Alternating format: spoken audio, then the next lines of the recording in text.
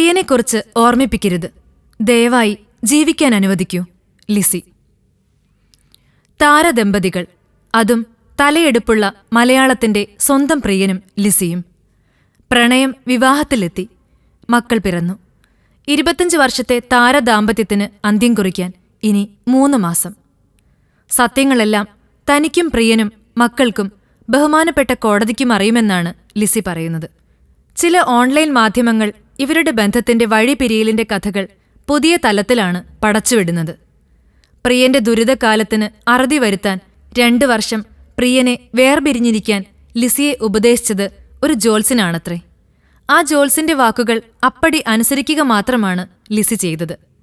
പ്രിയന്റെ ജീവൻ രക്ഷിക്കുന്നതിനും കുടുംബത്തിന്റെ ഐശ്വര്യം വർദ്ധിപ്പിക്കുന്നതിനും ഉത്തമം വേർപിരിയലാണ് പോലും.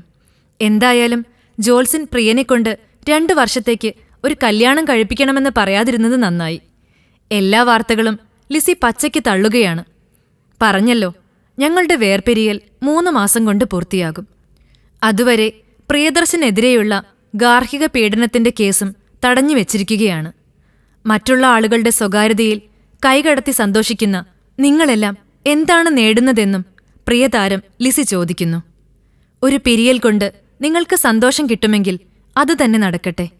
എന്നാൽ നിങ്ങൾ അറിയുക, നിങ്ങൾ പിരിയുന്നത് കാണാനും അത് കണ്ടാനന്ദിക്കാനും നിങ്ങളെ സ്നേഹിച്ച ഞങ്ങൾ ആരാധകർക്ക് കഴിയില്ല.